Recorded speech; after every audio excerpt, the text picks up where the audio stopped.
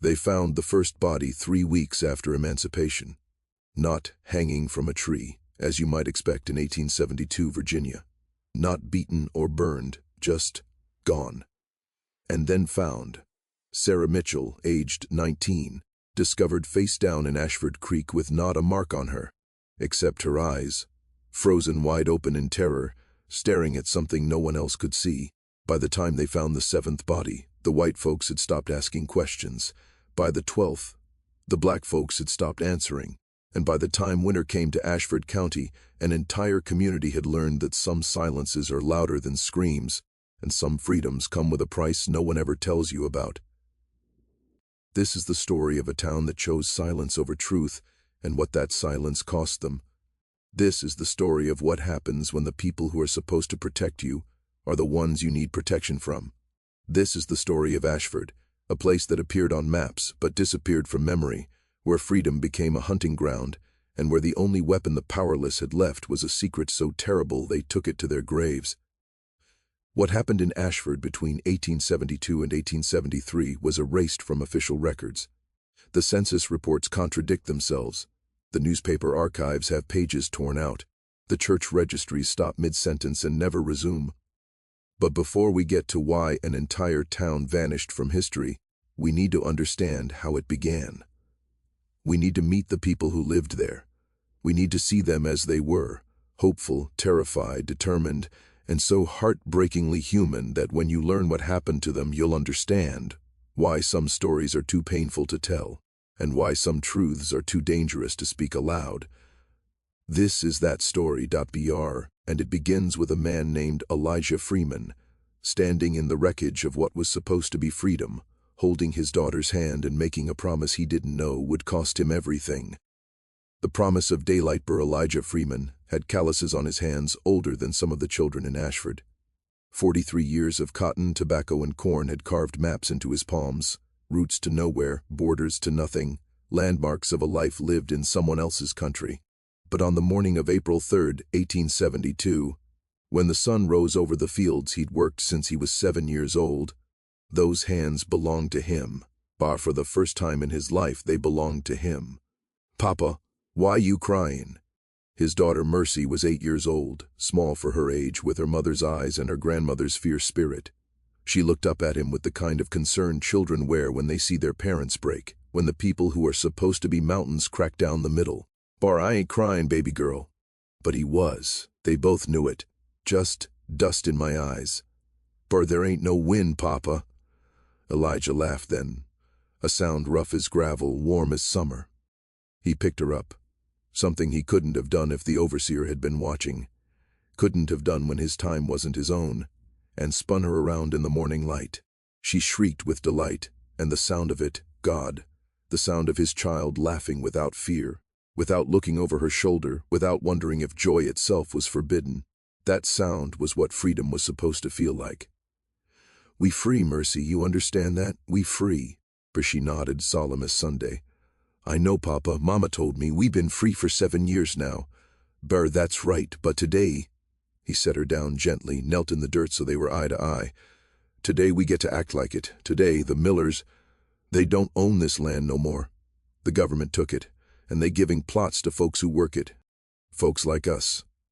The Reconstruction Acts had promised land to the formerly enslaved. 40 acres and a mule, they'd said. Most folks never saw either. But Ashford was different. Ashford was a test case, a grand experiment in what the newspapers called radical integration. The federal government had seized the Miller plantation after the war, when old Charles Miller had died and his sons had fled to Atlanta rather than live under what they called Negro rule. The land had been divided into small plots, not 40 acres, but 10, 15, enough to farm, enough to build on, enough to hope on. Enough to die for, as it turned out. But Elijah didn't know that yet.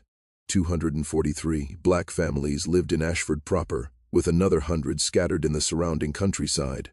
They'd been there for generations, some brought in chains, some born into them, all caught in the same nightmare of bondage. But now, with Reconstruction in full swing and federal troops stationed in Richmond, things were supposed to be different.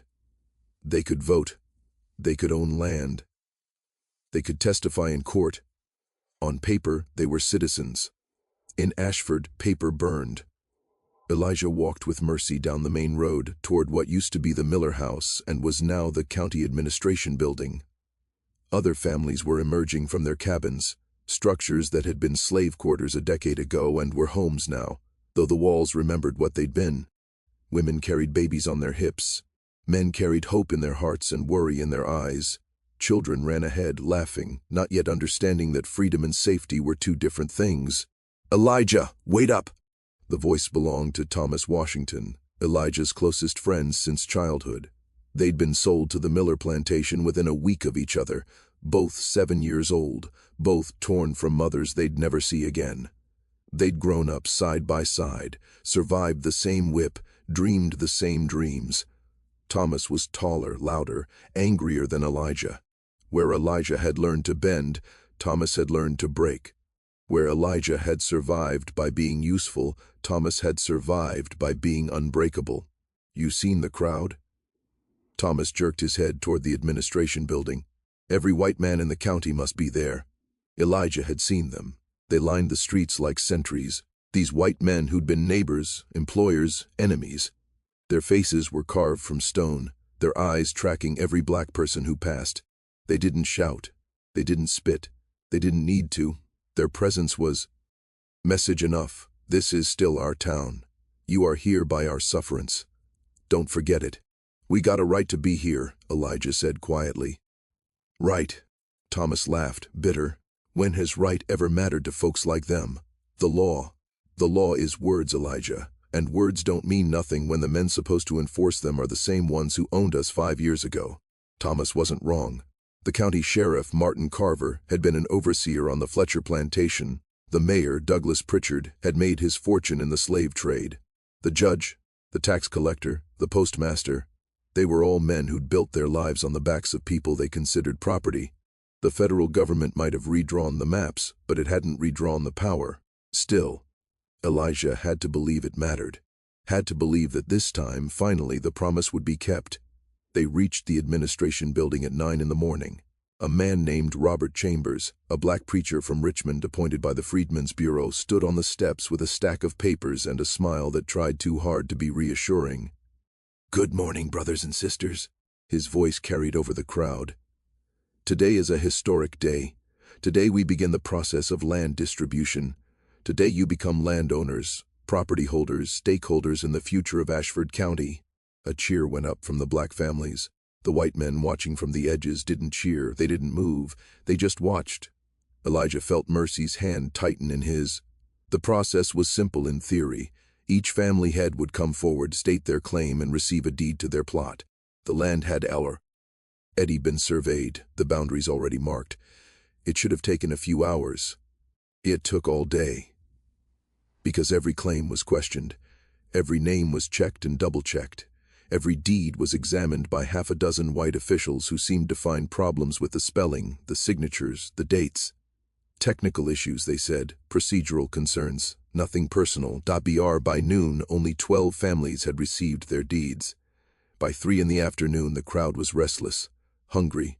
The children were crying, the men were pacing, and the white officials kept finding more reasons to delay, more forms to fill out, more questions to ask. "This is horseshit," Thomas muttered. They were still waiting 5 hours after arriving. "They doing this on purpose, trying to break us down, make us give up and go home. Bar, we ain't leaving without our deeds." Elijah's jaw was set. "Elijah Freeman!" Finally his name. He stepped forward, Mercy still clutching his hand. Robert Chambers smiled at him. "You're claiming the northeast quarter of Plot 7, is that correct?" "Yes, sir, 10 acres bordering Ashford Creek." "And you've been living on this land for all my life, sir. Worked it for the Millers, now I'm claiming it for myself." One of the white officials, a thin man with wire-rimmed glasses and a mustache stained yellow from tobacco, leaned forward. "Says here you were born in South Carolina." "I was, but I've been in Ashford since I was 7. "So you weren't born on this land?" "No, sir, but the regulations state that preference is given to those with generational ties to the specific plot." Elijah felt something cold crawl up his spine. "I worked this L.A. ND for 36 years. Nevertheless." The man made a note on his paper. I'm afraid we'll need to review your claim. Next. Wait. Elijah didn't move. What about my deed? As I said, we need to review. I worked this land my whole life. My sweat is in that soil, my blood. I got a right. You have a right to wait while we review your claim. The man's voice was flat, final. Next. Robert Chambers looked uncomfortable. Elijah, I'm sure this is just a formality. Come back tomorrow and we'll... Tomorrow? Thomas had pushed forward through the crowd. You've been saying tomorrow for 7 goddamn years. When is tomorrow gonna come for us? When are we gonna stop waiting for white folks to give us permission to exist? The crowd stirred. Agreement rippled through the black families. Fear rippled through the white officials. Sheriff Martin Carver stepped forward, hand on his pistol. That's enough. You people need to calm down. You people. Thomas laughed ugly. Ain't that always how it starts? I'm warning you. Thomas. Elijah grabbed his friend's arm. Not like this. Then how, Elijah? How we supposed to do this? We follow their rules, they change them. We work their land, they steal it. We ask nice, they laugh.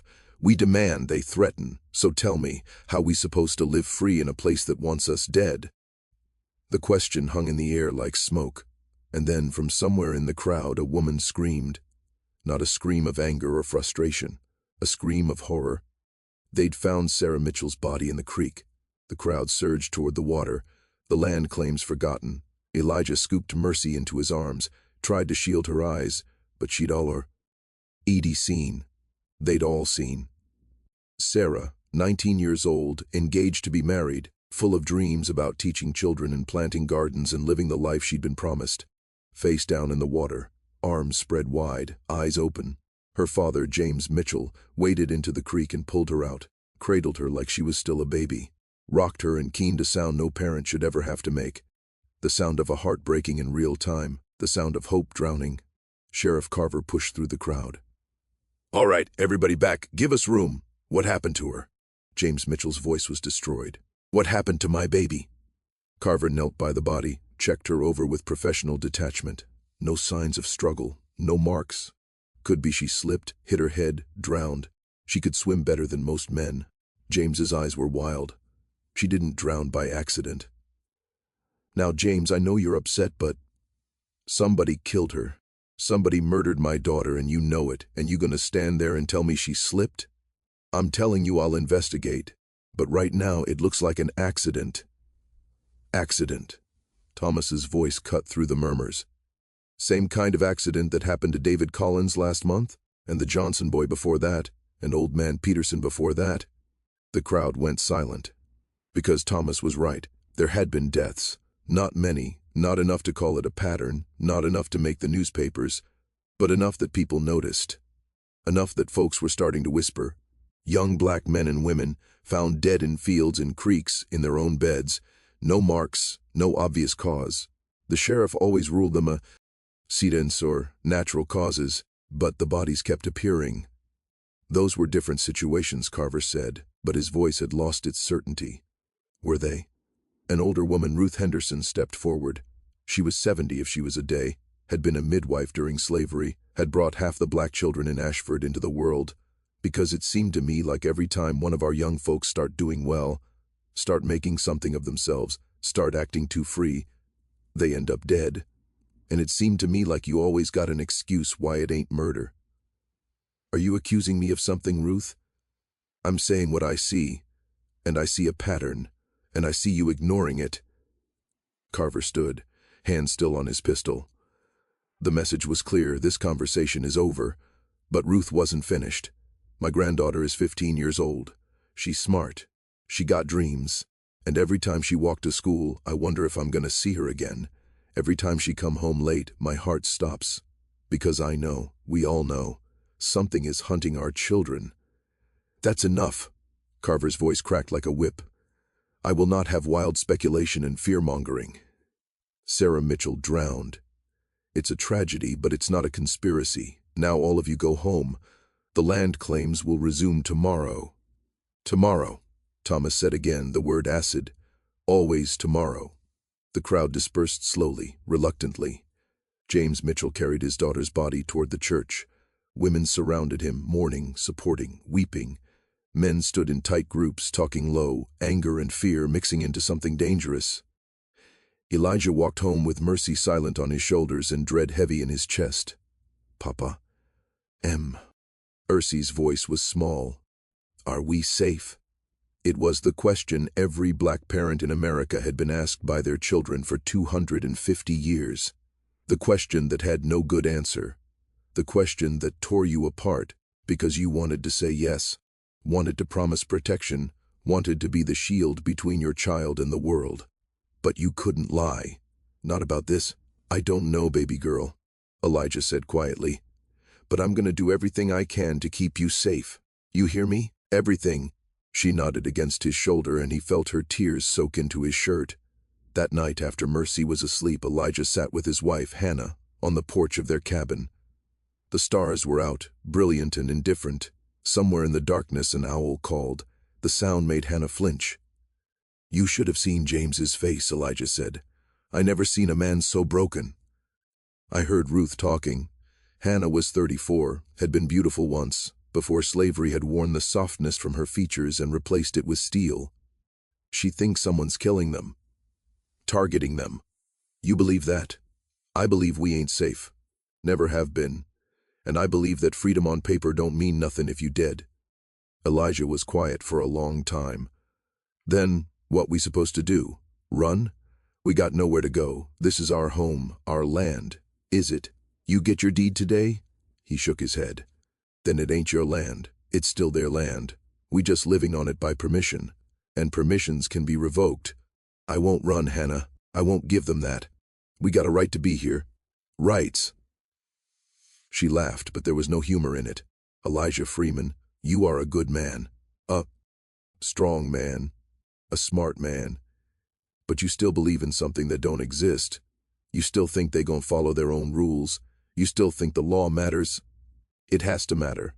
Otherwise, what we fighting for?" She looked at him then, and her eyes were full of a sorrow so deep it had no bottom. "We ain't fighting for nothing, baby. We surviving. And surviving mean knowing when to fight and when to hide and when to run. And I think it's about to be time to run." "No." Elijah's voice was firm.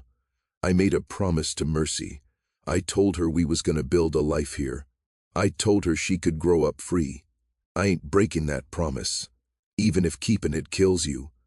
"Even then," Hannah closed her eyes. "Then God help us all." Over the next 2 weeks, 3 more bodies appeared. Marcus Thompson, 23, found in his field. No marks. Eliza Parker, 17, found in the church. No marks. William Cross, 31, found on the road. No marks. All ruled accidents or natural causes. All young, all ambitious, all members of families who had been vocal about land rights, voting rights, equality. The pattern was undeniable now. The town split in two. The white residents insisted there was nothing sinister happening, just a terrible run of bad luck, tragic coincidences. The black residents knew better. They started traveling in groups, stopped going out after dark, kept their children close. And they started whispering about leaving, but where would they go? The violence wasn't unique to Ashford. All across the South, Reconstruction was being rolled back, black freedoms were being curtailed, and those who resisted were being silenced. By law when possible, by force when necessary, by murder when convenient. Ashford was just one small town in a larger story of hope betrayed and promises broken. But what made Ashford different, what made it the story that got erased from history, was what the black residents decided to do about it. It started with a meeting. Thomas called it, held it in the basement of the African Methodist Episcopal Church, where windows were high and doors were locked and voices could be kept low. 50 people came, family heads, community leaders, people respected and trusted. Elijah was there. So was Hannah. So was Ruth Henderson and James Mitchell, still hollow-eyed with grief. So was the teacher, the blacksmith, the seamstress, the farmer. The people who made Ashford run, who kept it alive, who did the work that everyone depended on. Thomas stood at the front, tall and angry and afraid. "We all know why we're here. 8 people dead in 3 months. 8 people murdered, though the sheriff won't call it that. 8 of our own, taken from us, and nobody's doing nothing about it. What can we do? Someone asked. We go to the sheriff, he ignores us. We go to the mayor, he tells us we're imagining things. We go to the federal troops in Richmond, and they say it's a local matter. So we're alone, Thomas said simply. Ain't no cavalry coming, ain't no one gonna save us. We save ourselves or we die. How? James Mitchell's voice was ragged. How do we fight something we can't see? We don't even know who's doing this, don't we? Ruth leaned forward. Think about it. Who benefits when we die? Who wants us gone? Who's been trying to run us off this land since the day we was freed? The ants we. R didn't need to be spoken. Everyone knew. The white folks in this town want their world back, Ruth continued. They want us back in chains, or barring that, they want us gone. Dead or driven away don't matter to them. And they figured out that the law can't help them. Reconstruction won't let them just string us up anymore. So they being smart about it, making it look like accidents. No evidence, no witnesses, just bodies and grief and fear. You saying there's a conspiracy? Elijah asked. An organized plan to kill us? I'm saying I don't believe in coincidences. And I'm saying that every person who died, they were leaders. They were people who spoke up, who demanded their rights, who wouldn't bow and scrape. They were people who acted free. And acting free in a place that wants you enslaved, that's a death sentence. The room was silent, letting this sink in. So what do? Hannah asked. We can't prove nothing. We can't fight nothing we can't see. And we can't leave. Most of us got nowhere to go. We do what our ancestors did, Ruth said quietly. We survive by any means necessary. And we protect our own. Ow. The old woman's eyes were hard as flint. We stop talking. We stop trusting. We stop giving them anything they can use against us. And when they come for us, and they will come, we make sure they pay a price. You talking about killing them? Someone gasped. I'm talking about not dying quiet. I'm talking about not making it easy for them. I'm talking about making sure that if they come for our children, they know there will be consequences. That's survival, Thomas cut in. Ruth is right. We've been playing by their rules, and their rules are designed to kill us. So we make new rules. We protect each other. We watch each other.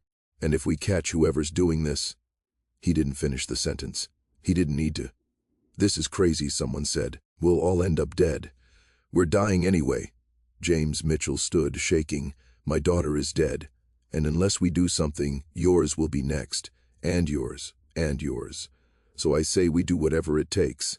I say we fight, even if it means becoming what they say we are, Elijah asked quietly. Even if it means proving them right about us. They already think we're savages. Thomas shot back.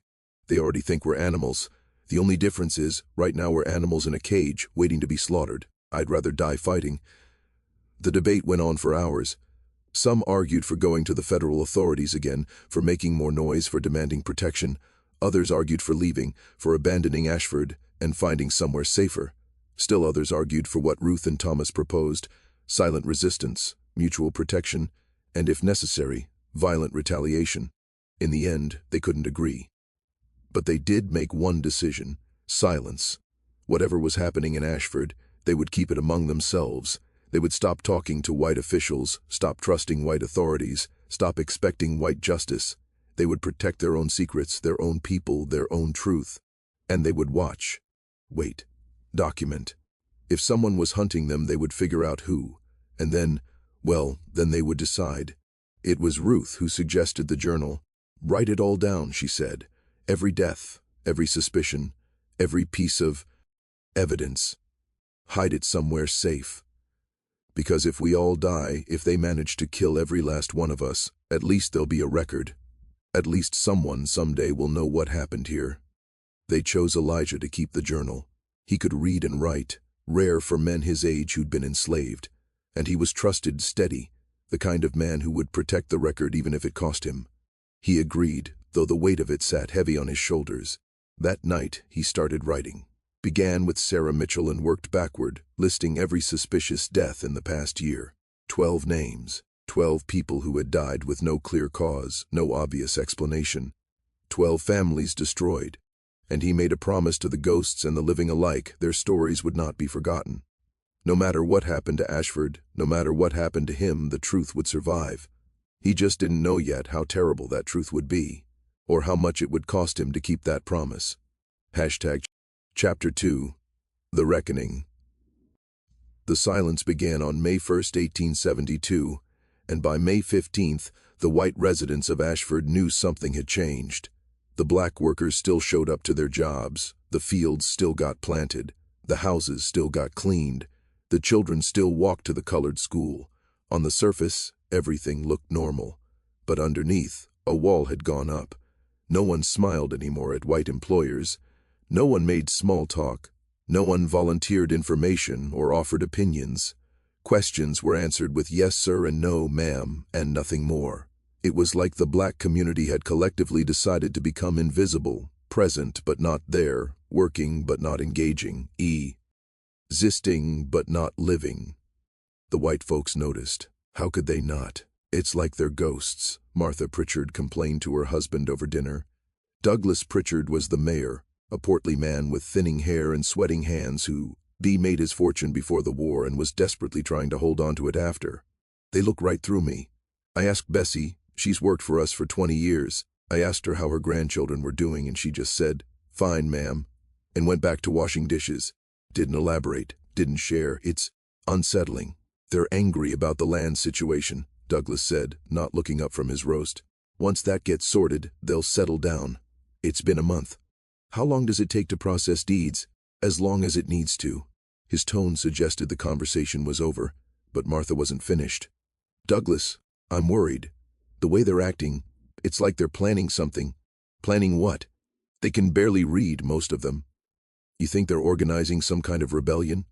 I think they're smarter than you give them credit for, and I think whatever trust existed between us and them, it's gone. And I think that's dangerous. Douglas finally looked at her. Martha, you're being hysterical. They're frustrated, yes, but they're not going to do anything. They know better. They know what happens to Negroes who step out of line. Do they? Because it seems to me they've forgotten their place. The mayor sighed, set down his fork. Then perhaps it's time to remind them. This conversation, or versions of it, were happening in white households all over Ashford.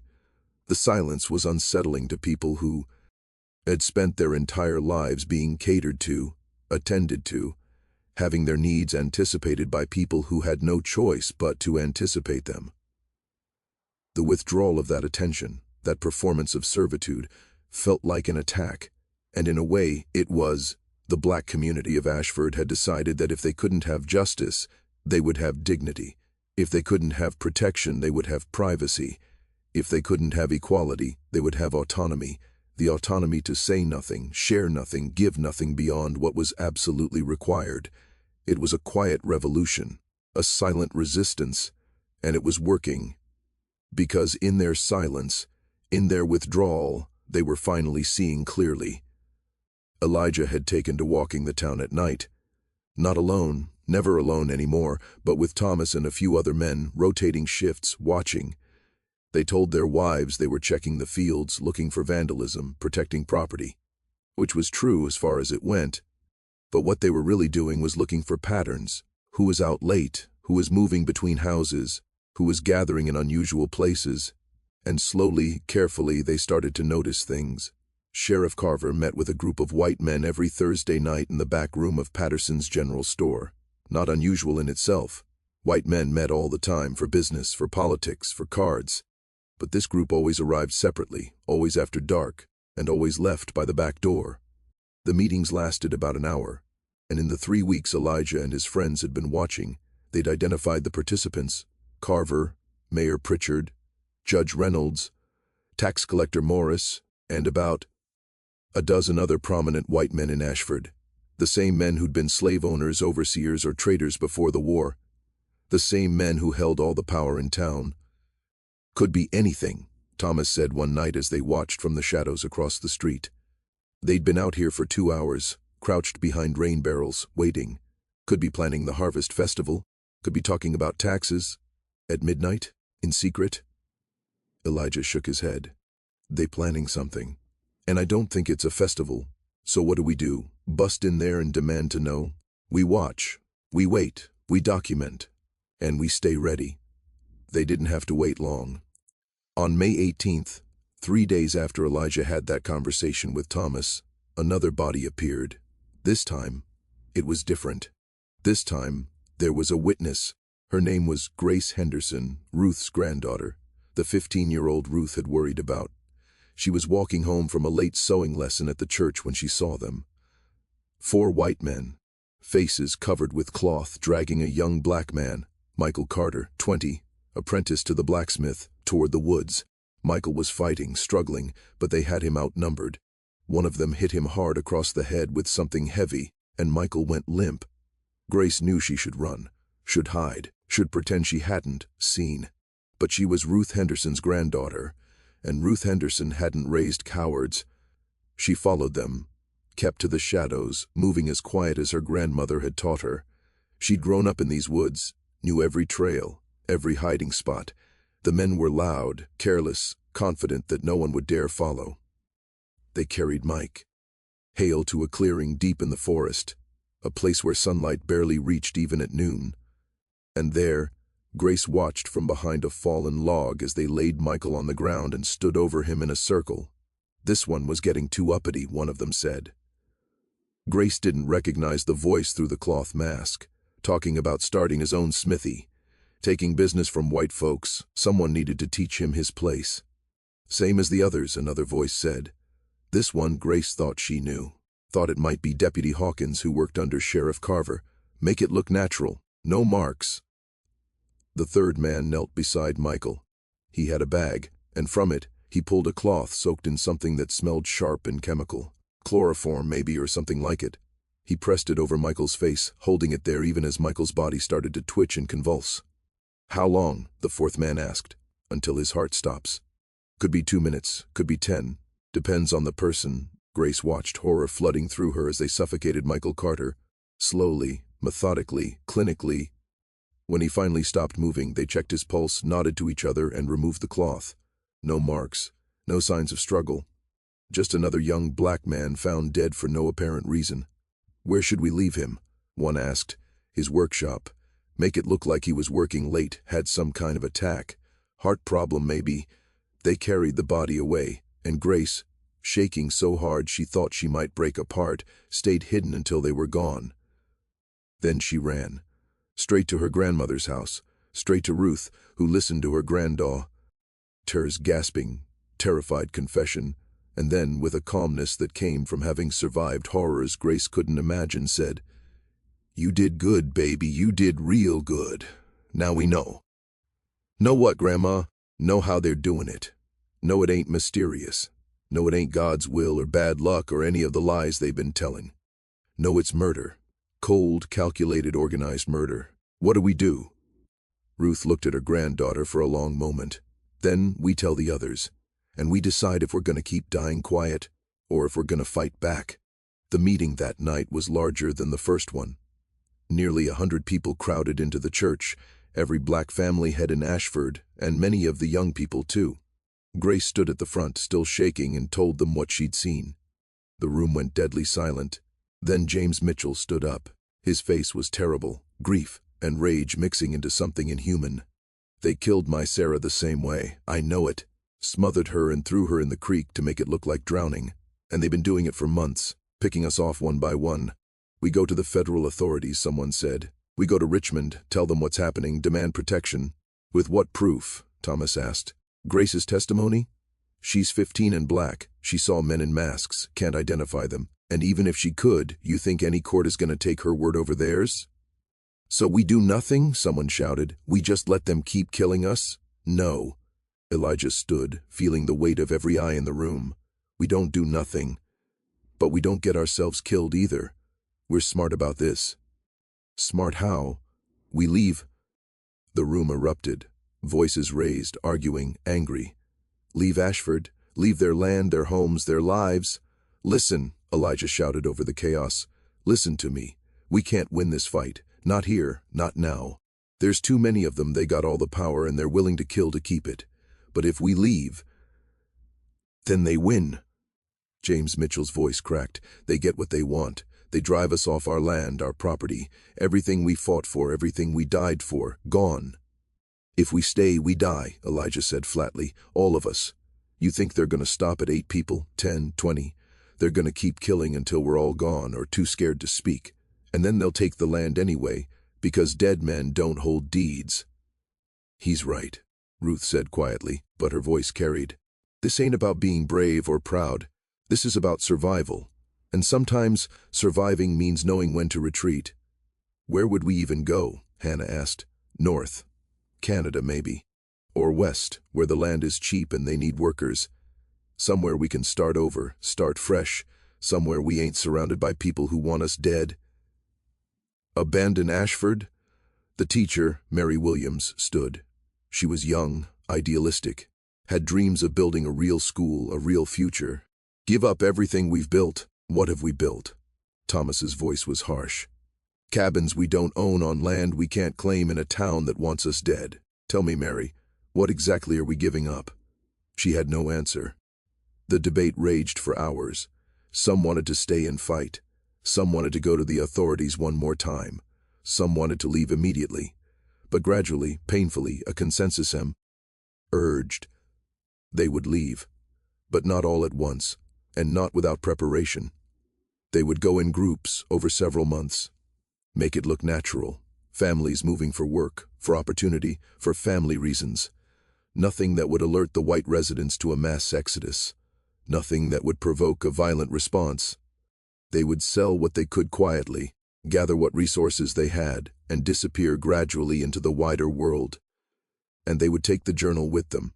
Elijah's record of every death, every suspicion, every piece of evidence. Someday, somewhere, they would find someone who would listen, who would care, who would make sure Ashford's crimes didn't go unpunished. It was a plan born of desperation and grief and rage with nowhere to go. But it was a plan. The first families left in early June. The Washingtons, Thomas, his wife, their 3 children, packed up one night and were gone by morning. Officially, they'd gone to Baltimore to find work. In reality, they'd headed west toward Kansas, where exodusters, freed slaves fleeing Southern violence, were building new communities. The Mitchells left a week later. James couldn't bear to stay in Ashford, where Sarah had died, where her killers walked free. He took his wife and surviving children to Philadelphia. By July, 20 families had left, and the white residents were starting to notice. They're abandoning their land claims, Mayor Pritchard said at a town council meeting, just walking away from property they fought so hard to get. Can't say I'm sorry to see them go, Judge Reynolds commented. Town'll be quieter without them. But who's going to work the fields? That was Morris, the tax call. Seator. We're already short-handed. Harvest is coming. If they all leave, they won't all leave, Sheriff Carver said confidently. This is their home. They got nowhere else to go. A few families running scared, that's all. The rest will stay. But they didn't.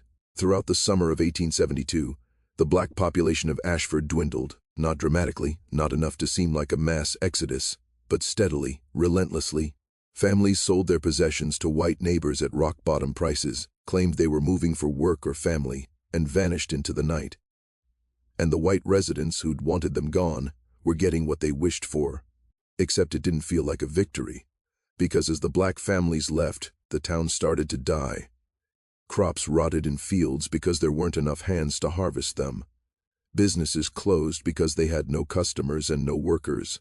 The tax base evaporated. Property values plummeted. Ashford was dying economically, bleeding out financially, and the white residents who'd orchestrated the murders to reclaim their world found themselves ruling over ruins. We need to stop them from leaving, Morris said at a council meeting in August. Legally, we can't force them to stay. But we can make it difficult, refuse to process their land sales, delay their paperwork, make it so inconvenient that... That what? Thomas's voice came from the back of the room. He'd come back, snuck back into town one night to check on friends who hadn't left yet, to help coordinate the ongoing exodus. And he'd decided to attend the council meeting, something no black resident had done in months. That we stay so you can keep killing us? The room went silent. Mr. Washington. The mayor's voice was tight. I don't know what you're implying, but I ain't implying nothing. I'm stating facts. You've been murdering us systematically, methodically, and we know it. We got witnesses, we got evidence, and we're leaving before you kill us all." "Those are serious accusations," Judge Reynolds said coldly. "Accusations you can't prove." "Can't I?" Thomas smiled, terrible. "Grace Henderson saw you kill Michael Carter, saw the chloroform, saw the suffocation, saw everything.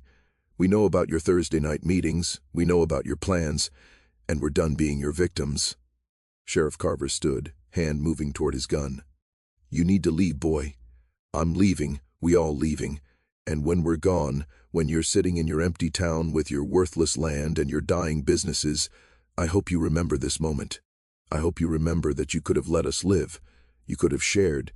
You could have done the Christian thing, the American thing, the human thing. But you chose murder instead. You chose hate. And now you're going to live with the consequences." He turned to walk out. "Stop him!" Carver drew his pistol, but Thomas was already moving, already out the door, already disappearing into the night, and by the time they followed, he was gone. That was the moment everything changed, because the white men of Ashford realized that the black residents weren't just leaving, they were taking their secrets with them. They were taking their testimony, they were taking evidence of crimes that could hang every man in that room. And they couldn't allow that. The next Thursday meeting was different, urgent, Sperry. "We need to stop this," Mayor Pritchard said. The men gathered in the back room of Patterson's General Store looked at each other with growing panic. "If they spread these accusations, if they find sympathetic ears in the North," "They won't," Carver said, but he sounded uncertain. "Who's going to believe a bunch of Negroes over us?" "Reconstruction authorities might," Judge Reynolds said grimly. "The federal government is looking for excuses to crack down on the South. If they get even a hint that we've been systematically murdering freed slaves, then we need to make sure no hint reaches them," Morris said. "Which means we need to stop the exodus. By force if necessary." "How?" "We can't imprison them, we can't force them to stay. We can make examples, show them what happens to those who speak against us." "We've been making examples," someone said. "That's why they're leaving." The room fell silent as the circular logic caught up with them. They'd killed to maintain control. The killing had created fear. The fear was driving people away. Their leaving was destroying the town. To save the town, they needed to stop the leaving. To stop the leaving, they needed to stop the fear. But they'd built their power on fear. There was no good option. "What about the journal?" Deputy Hawkins spoke up.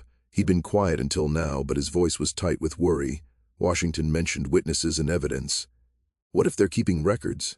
"Records of what?" "They have no proof. Grace Henderson saw us kill Michael Carter. She can testify. And if there's a written record, if they've been documenting everything, putting together patterns, the implications hung in the air like smoke." "We need to find that journal," Carver said finally. "Search every house that hasn't been abandoned yet. Find the records and burn them. And find anyone who might testify against us, and—" He didn't finish the sentence. He didn't need to. They moved that very night. 15 white men, armed and masked, descended on the black section of Ashford like a plague. They kicked in doors, ransacked houses, terrorized families still packing to leave. "Where's the journal?" they demanded. "Where's the records? Who's been writing down lies about us?" But the families who remained, fewer than 50 now, said nothing. They'd learned the lesson of silence well. They let their homes be destroyed, their possessions scattered, their bodies beaten. But they didn't talk, because the journal wasn't in Ashford anymore. Elijah had taken it with him when he'd left a week earlier. He and Hannah and Mercy were already in Ohio, already safe, already making plans to publish what they documented once they were far enough away that retaliation was impossible. The white men of Ashford didn't know this. They tore the town apart looking for evidence that was already gone, and in their fury they made a terrible mistake. They set fire to the African Methodist Episcopal Church. Maybe they thought the journal was hidden there. Maybe they were just angry and destructive. Maybe they wanted to send a message. But the church had been the center of black life in Ashford for 50 years. It was where people married and mourned, where they prayed and planned, where they'd gathered in secret to decide to leave. It was sacred ground, and when it burned, something broke. The remaining black residents of Ashford. They'd endured slavery, they'd endured the war, they'd endured Reconstruction's broken promises, They'd endured murders and theft and every indignity white supremacy could devise. But this, the destruction of their church, their sanctuary, their last refuge, this was too much. Ruth Henderson stood in the street, watching the flames climb toward heaven, and she made a decision. "They want us gone," she said quietly, "then we'll be gone. But we ain't leaving them nothing. We ain't leaving them this town. We ain't leaving them the satisfaction." The next morning, every remaining black family in Ashford began methodically destroying their own property. They burned their cabins, poisoned their wells, salted their fields so nothing would grow, killed their livestock rather than leave them for white folks to claim, took hammers to fences and axes to barns. If they couldn't have Ashford, if they couldn't live free there, then no one would. The white residents watched in horror as the black community engaged in scorched earth tactics against themselves. They tried to stop it, but there were too few of them and too many fires. By the end of September 1872, Ashford was a ghost town. The black families were gone, scattered across the country, carrying their trauma and their stories and their determination to survive. The white families that remained were sitting on worthless land in a ruined economy with no workers and no future. The federal government, alerted by reports from black refugees, sent investigators. But by the time they arrived, there was no one left to testify. The white residents claimed the black families had simply left, that the destruction had been vandalism by unknown parties, that they were victims too. There was no journal, no evidence, no witnesses willing to come forward. Ashford appeared in the 1870 census with a population of 657 to 498 black, 159 white. The 1880 census listed the population as 43, all white. The town had functionally ceased to exist, and the story of what happened there, the systematic murders, the silent resistance, the exodus, the destruction, was buried in missing records and torn-out newspaper pages and families too traumatized to speak. Elijah Freeman lived until 1923. He never published the journal, tried several times, sent it to newspapers, to historians, to anyone who might listen. But no one wanted the story. It was too painful, too accusatory, too damning of the American project of Reconstruction. The journal passed to Mercy when he died. She kept it hidden, showed it to her children and grandchildren, made sure they knew the story of Ashford. In 1968, during the height of the civil rights movement, Mercy's grandson tried to donate it to the Smithsonian. They declined, citing insufficient historical verification. In 2003, a historian researching Reconstruction stumbled across references to Ashford in obscure federal reports. She spent 5 years tracking down descendants of the families who'd lived there, piecing together oral histories, searching for documentation. She found Elijah's journal in an attic in Cleveland, preserved by his great-great-granddaughter. It's now in the National Museum of African American History and Culture in Washington, D.C. Most people walk past it. It's just a small leather-bound book in a display about Reconstruction. The placard gives basic facts. Ashford, Virginia, 1872. Mass exodus of black residents following violence. It doesn't say murder, doesn't say conspiracy, doesn't name names or detail crimes. Because even now, even after all this time, the story of Ashford is too dangerous to tell completely. But the journal is there, and the names are recorded. And somewhere in those pages, in Elijah's careful handwriting, is the truth. After freedom, they started vanishing. The town that stayed silent watched them go, and the price of that silence was everything. Mercy Freeman lived to see the Civil Rights Act of 1964. She died at 99 years old, surrounded by children and grandchildren and great-grandchildren who knew the story of Ashford, who carried it forward, who refused to let it be forgotten. Her last words were the same words her father had said to her on that morning in 1872 when he picked her up and spun her around and cried with joy at being free. "We free, baby girl. And nobody can take that from us. Not ever. Not no matter what they do." She was wrong about that, and she was right. They took their homes. They took their land. They took their safety and their church and their neighbors. But they never took their freedom. Not really. Because freedom isn't permission granted by others. It's not words on paper or deeds to land. It's not even safety or security. Freedom is the decision to refuse surrender, to keep living, to keep telling your story even when no one wants to hear it, to pass that story down through generations so that someday someone will listen.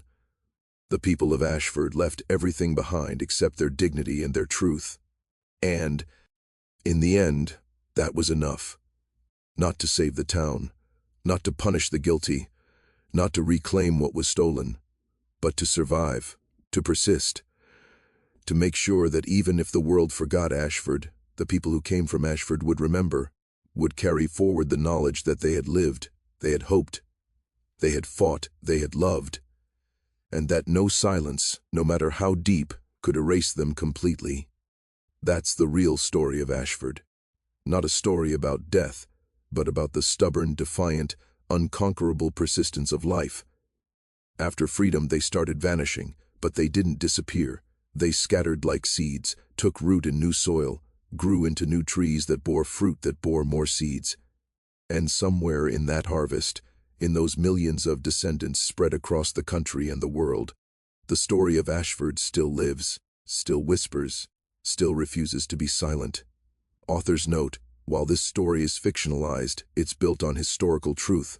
During Reconstruction, hundreds of black communities across the South experienced similar patterns of violence, intimidation, and forced migration. The systematic murders, the economic terrorism, the legal manipulation, the ultimate abandonment of land and homes. These aren't inventions. They're documented historical patterns that destroyed black wealth, black communities, and black lives across the American South between 1865 and 1877 and beyond. The silence surrounding these events was also real. Many communities didn't record what happened to them, or those records were destroyed, or the stories were too painful to tell. What we know of Reconstruction is often sanitized, focused on political history rather than human experience. This story is a memorial to all the Ashfords that existed, the communities that vanished, the people whose names we'll never know, the stories that were silenced,